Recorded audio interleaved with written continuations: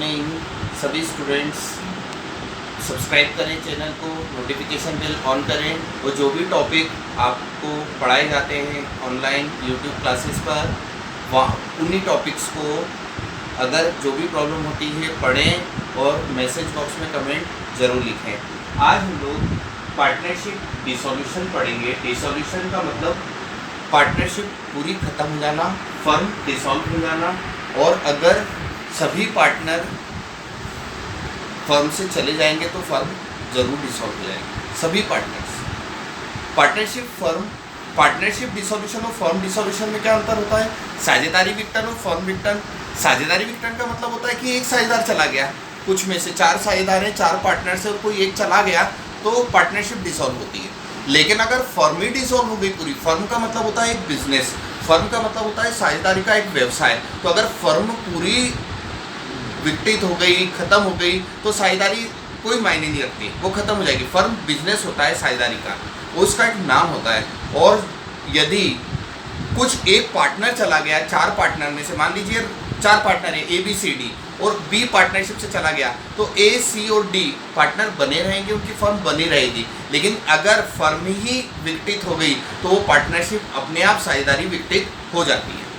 अब दूसरा कारण होता है कि फर्म विघटन के कारण क्या होते हैं। एक तो सामान्य कारण होते हैं कि कोई जो पार्टनर्स होते हैं वो हो गए हो, पैसा खत्म हो गया हो या कोई फ्रॉड किया हो।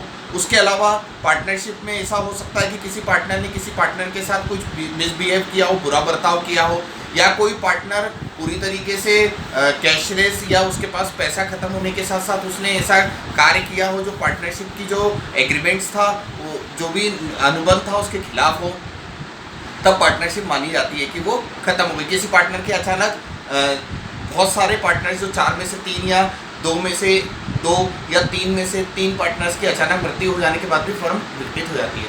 अब दूसरा कारण, ये तो सामान्य कारण होते हैं, और दूसरा कारण होता है जब अनुबंध कोर्ट के द्वारा विघटित होती है फर्म। अनुबंध होता है कि कोर्ट अगर केस जाता है, भारतीय जो संविधान है उसके अनुसार कोर्ट में, न्यायालय में केस जाता है, तो न्यायालय के अनुसार क्या होता है, यदि कोई साझेदार ऐसा कार्य करता है तो देश हित के विरोध हो, कोई पार्टनर ऐसा काम करता है जो कंट्री के अपोज में हो, या फिर कोई फ्रॉड करता है वो मेजर फ्रॉड, या उसके कारण ये होता है कि कोई पार्टनर अपने आप में इंसॉल्वेंट हो जाता है। इंसॉल्वेंट का मतलब होता है कि उसके पास अब वो सारी संपत्ति अपनी बेच चुका है या फर्म की संपत्ति, और उसके पास उसका नकद भुगतान करने की क्षमता खत्म हो चुकी है, उस कारण से भी।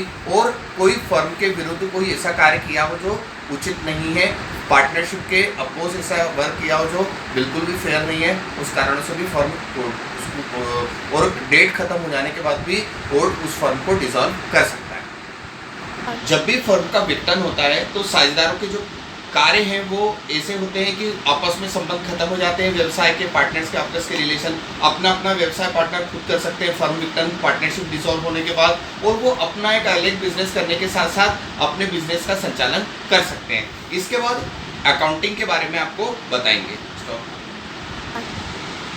जैसा कि आप लोग स्क्रीन पर देख रहे हैं बोर्ड पर, सबसे पहले अगर फर्म विघटित होती है, पार्टनरशिप डिसॉल्व होती है, रियलाइजेशन अकाउंट बनाया जाता है। रियलाइजेशन अकाउंट में जो भी संपत्ति को बेचना होता है, रोकड़ की एंट्री नहीं आती कैश की, याद रखिएगा।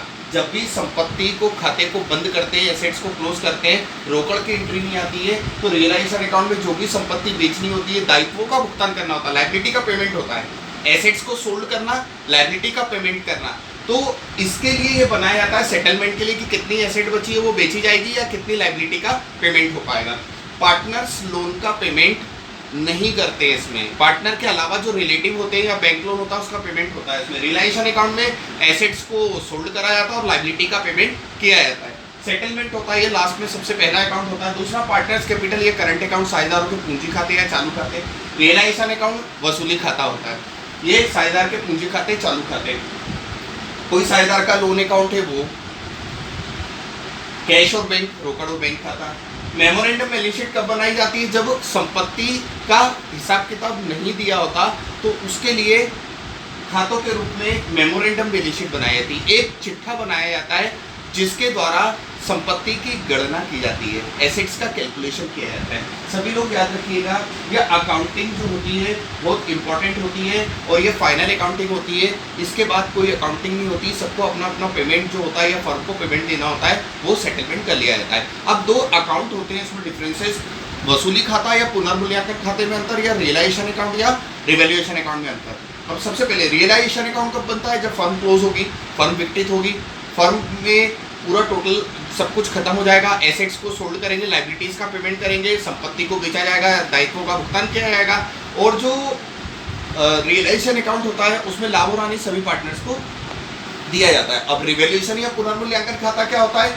जब भी कोई साझेदार फर्म से चला जाता है, रिटायर्ड हो जाता है, सेवानिवृत्त हो जाता है या उसकी डेथ हो जाती है, तो पुनर्मूल्यांकन खाता बनाया जाता है। उसमें संपत्ति जो बढ़ती हैं वो क्रेडिट आती है, जो घटती है वो डेबिट आती है। इसमें खरीदा बेचा कुछ नहीं जाता है और जो भी लाभ और हानि होती है वो पुराने साझेदारों को पुराने अनुपात में बांटा जाता है।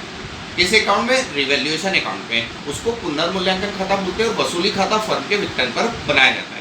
सभी लोग जो भी टॉपिक पढ़ाए जाए उस पर कमेंट जरूर करें, मैसेज करें और उसके अलावा सब्सक्राइब करें चैनल, नोटिफिकेशन बेल ऑन करें और टॉपिक को अच्छे से लिखकर समझकर उसमें से जो भी डाउट्स होते हैं उसको जरूर पूछें। ओके, जय माता दी।